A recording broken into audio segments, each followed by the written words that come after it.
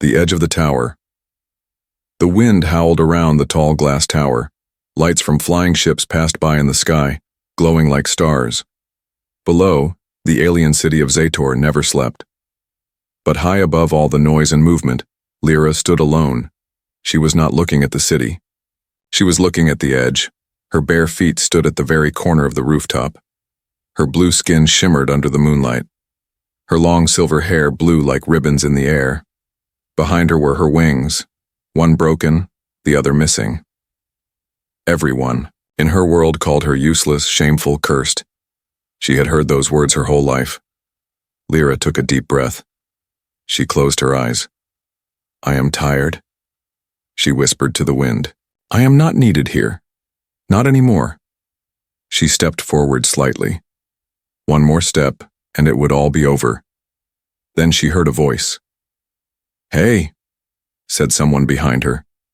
The voice was soft, calm. "Please, don't." Lyra froze. She opened her eyes and turned her head slightly. Behind her stood a man, not just any man, a human. He looked young. His hair was dark, his eyes were soft but serious. He was wearing a long coat, dusty from travel. He didn't look afraid. He didn't shout. He just looked at her with quiet concern. Lyra frowned. "Who are you?" she asked. "My name is Eli," he said. "I was passing by. I saw you up here. Thought maybe I could help." "You can't help me," she replied coldly. "No one can, especially not a human." He didn't move closer. He didn't try to grab her. He just stood there. "Maybe not," he said. "But I can listen." Lyra blinked. "Listen? Why?" "Because sometimes it helps." She laughed bitterly. "It didn't help when I begged my family not to leave me. It didn't help when my schoolmates spat on me. My own people want me gone. Why should a stranger care?" Eli looked at her for a moment, then slowly sat down on the rooftop floor, still far from her. "I had a sister," he said softly. "Back on Earth. She felt like you do, every day. She used to say she was invisible, even when people looked right at her." Lyra turned her head a little more. She was still standing on the edge, but now she was listening. "What happened?" "To her?" she asked. Eli was quiet for a second. Then he answered, "One day, she didn't come home. We searched everywhere. We were too late." Lyra felt a sharp ache in her chest. She didn't know this human, but his voice wasn't fake. It wasn't full of empty words. It was heavy, real.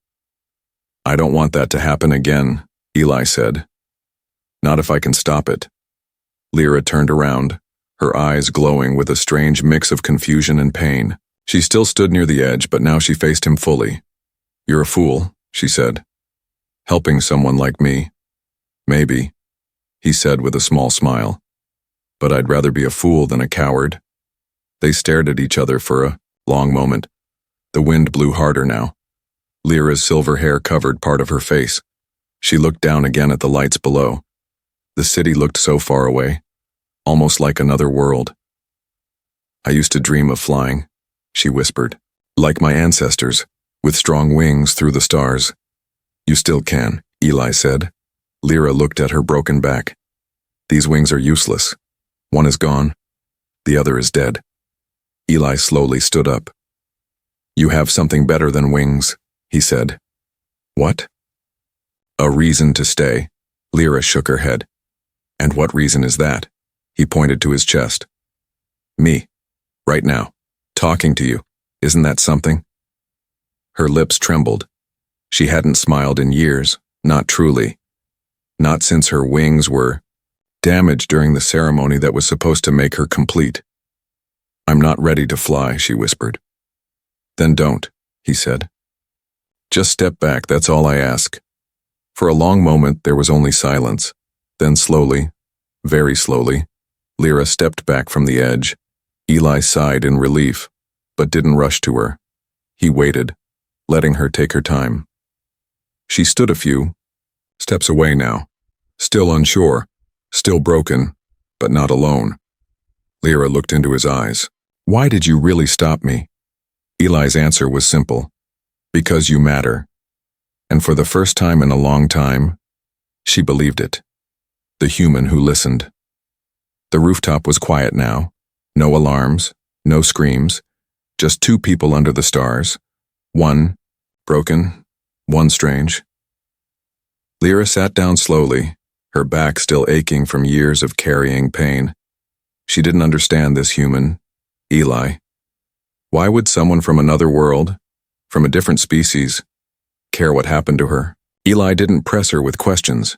He didn't offer useless comfort. He just sat a little distance away, legs crossed, eyes watching the skyline. Not her, just the sky. Lyra looked at him carefully. You really aren't going to stop me if I try again? She asked.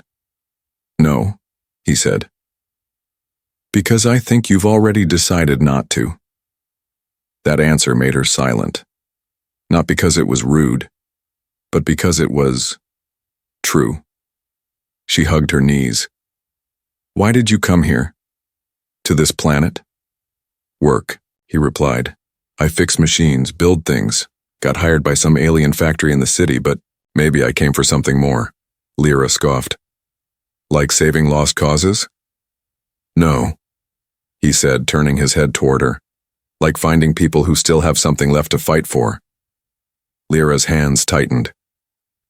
You think I have something left? I think you are something, he said, and no one sees it because they're too busy being afraid of different. That word, different, hit her like a stone. That's what she had always been called. She looked up, eyes glowing faint blue. You're the first person to talk to me without disgust. Eli smiled slightly. That's their failure, not yours. She was quiet, then asked something strange. Have you ever lost something important? Something that can't come back? Eli nodded. Yes. My home, my sister, my place in the world. Earth isn't what it used to be. Lyra's heart sank a little. So you're broken too. Eli looked at her gently. Maybe that's why I saw you. She didn't speak for a while. Instead, she stood and walked to the edge again, but this time she didn't look down. She looked out. At the stars. You know, she said softly, I wasn't born with broken wings. I flew once. I remember it. Eli stood beside her, careful not to stand too close. What happened? He asked. Lyra took a deep breath. Rite of passage. All younglings must fly through the hollow peaks. I crashed. The elders said it was my fault. My body was weak. They said I was cursed. Eli clenched his jaw. That's not how a child should be treated. Lyra's eyes were moist again. After that, everyone stopped seeing me. Even when I was in the room, they looked past me, as if I didn't exist. Eli stepped forward now, gently, and offered her a small object from his pocket, a small wooden feather, carved by hand. I made this, he said. It doesn't fly, but it reminds me that flying isn't just with wings. She held it carefully as if it might break. Why are you kind? She asked in a whisper. What do you want from me? Eli looked at her, serious. Nothing, just to know you'll still be here tomorrow. For a second, Lyra almost forgot how broken she was. In that moment, standing under the stars with a human beside her, something small inside her flickered, back to life. Hope. But far below the tower, deep in the city, something stirred, a shadow moved, and someone was watching them. A world that hates difference. The next morning, Zader's twin suns rose slowly over the steel city. Eli and Lyra walked side by side through the lower levels of the city, where the sky was always dim, and the streets always smelled of rust and sadness. This was not the place for tourists, or heroes. It was where the forgotten lived. Lyra wore a dark hood to cover her face and back. Her wings, what remained of them, were still too visible. Too different. But Eli walked without fear, his jacket dusty, his boots worn. He didn't seem to care about the stares they got, or the whispers. They passed a group of armored enforcers. One of them, a tall alien with glowing red eyes, muttered, under his breath, "Humans dragging trash again." Lyra flinched. Eli just gave the enforcer a look, calm, unreadable, and moved on. Lyra whispered, "Why didn't you say anything?" "I don't waste energy on cowards hiding behind uniforms," Eli replied. They kept walking. A young alien boy, barely 7, sat on the side of the street with a broken cyber limb. People passed him, ignoring his soft cries. Lyra slowed down. Her eyes showed hesitation. "No one helps here. He'll get taken by night." Eli didn't wait. He knelt beside the child, opened his toolkit, and began repairing the malfunctioning limb with gentle fingers. The boy stared up at him with wide eyes. "You're human?" Eli smiled. "Yeah, the weird kind." In 10 minutes, the limb clicked into place. The boy's fingers moved again. Lyra watched silently, then asked, "You could have ignored him." "I could have," Eli said, "but then I'd be like them." Lyra looked around, at all the busy, empty faces walking past. At the ones who refused to see the child. At the ones who refused to see her. Something cracked in her chest. Not pain this time. Realization. She looked at Eli again. "You do things just because they're right?" "Exactly," he said, brushing dust from his hands. "No reward. No crowd. Just right." They turned to leave, but a voice shouted behind them, "Hey, freak!" A group of alien youths, taller than both of them, surrounded the alley's exit. Their leader was a broad-shouldered female with scars on her arms and contempt in her eyes. "You bringing that cursed girl around our block, human?" Lyra froze. Her hood slipped back slightly, revealing part of her broken wing. The teens laughed. Eli stepped in front of her. Calm. Unshaken. The girl scoffed. "What, you her new owner? Her protector? You think that thing is worth saving?" Eli didn't raise his voice. He didn't even blink. "I think," he said softly, "you're afraid, because you know she's better than all of you." For a second there was silence. Then the scarred alien girl rushed forward, fangs out, but Lyra moved. For the first time in years, she didn't hide. She grabbed Eli's arm, jumped high using what was left of her wings, and pushed them both onto a hanging pipe. The bullies below howled in frustration as the two disappeared into the mist. They ran across the rooftops, breathing heavy. Eli laughed as they stopped near a broken antenna tower. "You jumped," he said. "I reacted," Lyra replied, stunned herself. Eli looked at her with quiet pride. "You didn't freeze. You fought back." Lyra's heart raced, not just from running, but from feeling alive again. Not because of strength, but because someone finally saw her. The wings. She hid. The wind was cold that night. Eli and Lyra sat by the old train rails on the edge of Zader. Abandoned cars rested like ghosts, and above them the stars blinked silently. Lyra had barely spoken since the rooftop escape. Her eyes stayed low, and her arms wrapped tight around her body. But something inside her had changed. Not healed. Not yet, but shaken. Moved. Eli didn't push her. He simply handed her a cup of warm liquid, something humans called broth. She sniffed it and gave a small nod. "I never told anyone what they did after I fell," she said suddenly, voice soft and shaking. Eli looked up. "You don't have to." "I want to," she interrupted. She took a deep breath. "After the crash during the flying trial, I was taken to the temple medics. They called my wings defective. One was badly torn. The other was dead flesh. The elders made a decision." Eli's hands tightened around his cup. "They said if I couldn't fly, I couldn't lead. I couldn't breed. I couldn't belong. So they cut it off. The dead wing. No anesthesia. Just sharp tools and silence." Eli didn't say a word. Lyra lifted her shirt gently from the back, exposing the scarred area between her shoulder blades. On one side, a ruined stub remained, barely alive. On the other, only smooth, pinkish scar tissue. I hide them, she whispered, because when people see them, they look at me like I'm a mistake. Eli stood and walked to her slowly. Can I look closer? She nodded, hesitant.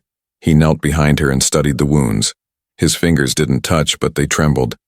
In the air, full of silent fury. They punished you, he said, for surviving. She blinked, startled by his words. You didn't fail them, he added. They failed you.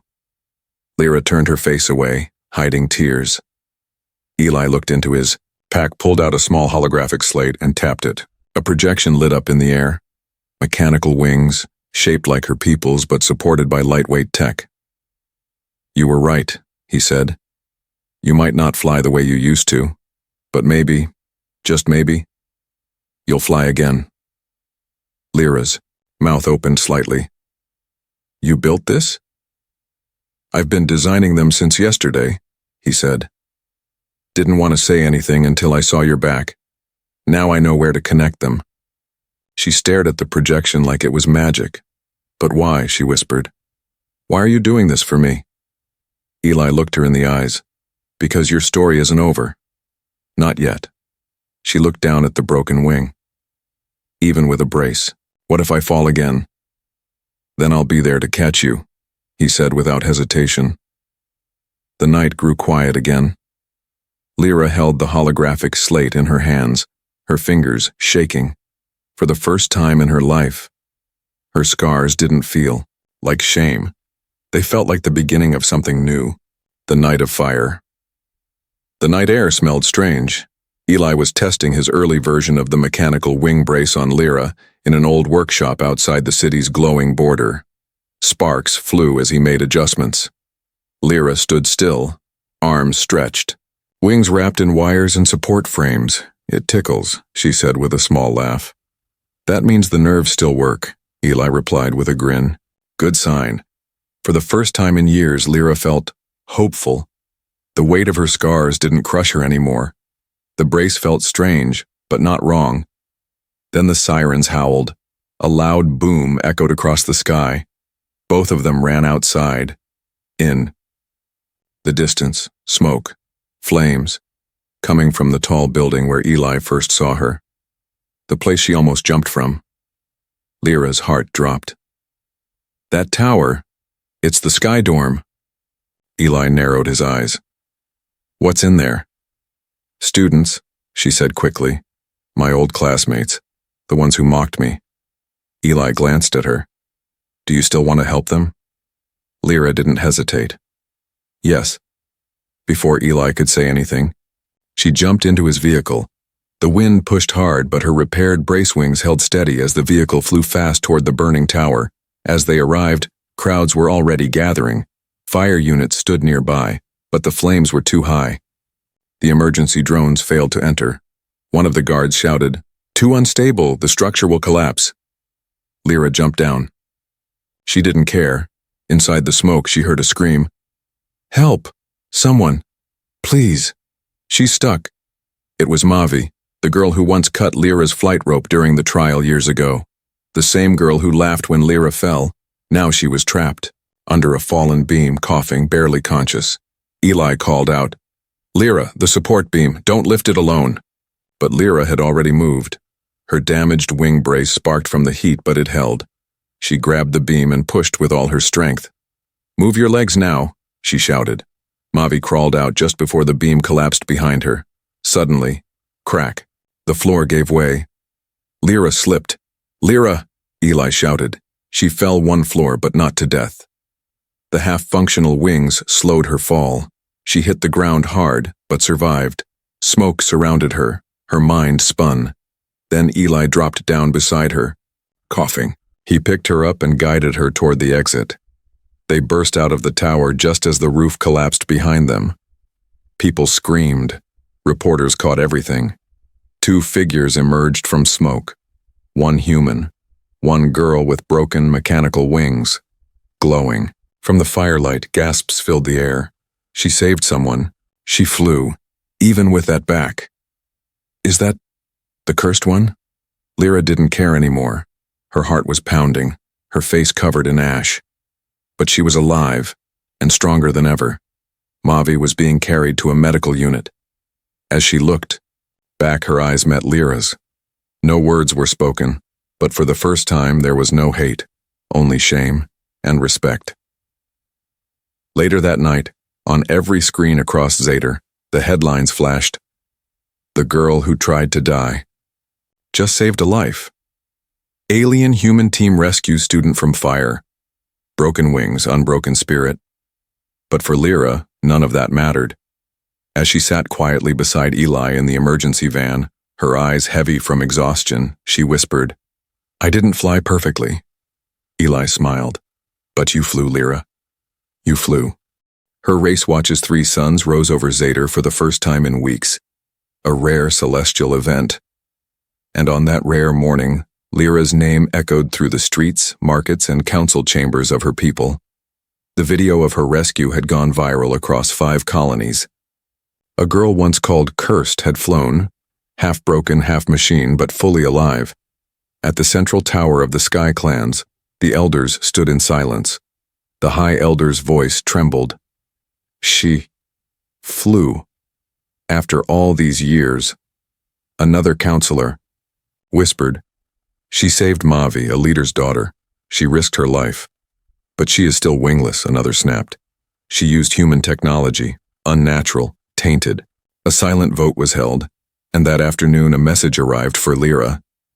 In a grand hall lit by floating crystals, Lyra walked in, head held high. The crowd was massive. Clans from all wings, students, teachers, and elders. Whispers filled the air. Some stared in awe, others with hatred, but no one ignored her anymore. Eli stood nearby, watching everything quietly. His presence made many uncomfortable, but no one dared remove him. Not after what he had done. Not after what they had seen. The High Elder stood. "We once believed she was broken," he announced. "We once cast her aside." Lyra's heart raced. "Today we acknowledge our error." Gasps filled the air. "She is still one of us." Lyra blinked, unsure if she had heard correctly. The elder continued. "She will be allowed to enter the Sky Clans again under one condition. She must surrender her wing brace, remove the human tech, fly on her own. Or not at all." Lyra's breath caught. Eli frowned. "They want to humiliate you." The hall fell silent as all eyes turned to her. Lyra stepped forward slowly. She could feel it. This wasn't honor. It was a test. A trap. They wanted to see her fail. So they could say, "See, she is nothing without human help." But Lyra smiled softly. She turned to the crowd and lifted her voice. "I was broken. Not by my fall, but by your silence." Murmurs. "You left me alone. You let me suffer. You told others not to look at me. But he did," she said, pointing at Eli. "A human." Eli stayed quiet, his arms folded. "He built what you refuse to even imagine. These wings are not shame, they are proof." Lyra opened the wings wide, gasps again. "You said I am not one of you. That's fine. I don't want to be like you, if it means closing my eyes to pain." With that, she walked out of the hall, without waiting for their permission. Outside, thousands of younglings had gathered, watching her on giant screens. As she exited, a strange thing happened. One by one, the children bowed, not out of tradition, but out of respect. They saw her not as weak, not as cursed, but as something new. Hope. Back at their shelter, Eli asked, "Are you okay?" Lyra looked up at the sky. "They tried to take my story back," she said. "But it's mine now." But in the shadows, a figure watched the broadcast in silence, a rival elder, one who had long hated the humans. His eyes narrowed. "If she unites them," he growled, "we lose everything." He turned to his assistant. "Begin the plan. Silence her, and the human." She asked, "Why me?" The stars were quiet that night. Lyra sat alone at the top of the same tower where her life almost ended, but this time she wasn't standing at the edge. She was looking up, at the sky she once feared. Her wing brace, now upgraded with sleek plating and pulse stabilizers, hummed gently behind her. It was no longer just support. It was part of her. She heard footsteps. Eli walked up the last stair with a quiet smile. "Thought I'd find you here." Lyra looked back and gave a soft nod. "I needed air." He sat beside her. For a while, neither spoke. Finally, she asked, "Eli, why me?" He tilted his head. "Why what?" "Why did you stop for me?" She said, voice low. "That night I was no one, just a broken girl ready to disappear. Why didn't you walk away like everyone else?" Eli was silent for a long time. Then he answered, "Because I saw myself in you." She turned toward him, confused. "I've been invisible too, Lyra," he said. "Back on Earth. After the wars. After my sister died. I felt useless. People passed me like I didn't matter." Lyra's eyes softened. "But then," Eli continued, "one person gave me a second chance, just one. It changed everything." "And you wanted to be that person for me?" she asked. He smiled. "No, I didn't want to be a hero. I just didn't want you to die thinking you were nothing, because you're not." Lyra felt her chest tighten. Her voice shook. "You think I'm strong?" "I know you are," he said. She looked down at the city below. "They're afraid of what I represent now. Unity, change, a cursed girl saved by a human." Eli chuckled. "Good. Let them be afraid." But far below, something moved. A group of armed, cloaked figures silently crossed the rooftops. The rogue elder had sent his loyal assassins to erase the symbol before she could inspire revolution. Lyra's eyes suddenly narrowed. "I hear something," she said. Eli stood. "You're right. Movement. Without warning. Explosions. The rooftop trembled. A sniper shot cracked past them. They ducked behind a steel beam. "They're trying to kill you," Eli said, drawing a compact energy weapon. "No," Lyra replied. "Us." They fought back together. Eli took out two with fast aim. Lyra, using her wings and speed, disarmed another with a glide attack. She wasn't just defending herself, she was protecting him now. Finally, only one enemy remained.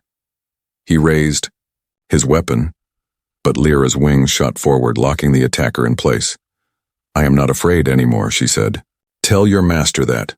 The assassin vanished in smoke. Eli looked at her, breathing hard. "You just took down trained killers." Lyra grinned.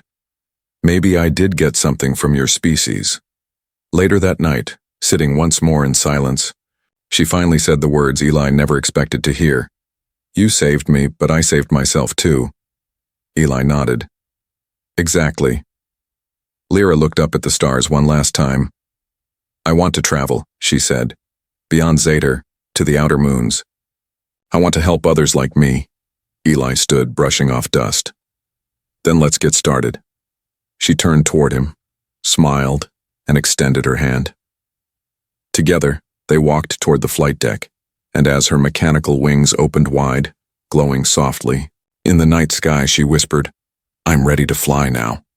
And this time it wasn't an escape, it was a beginning.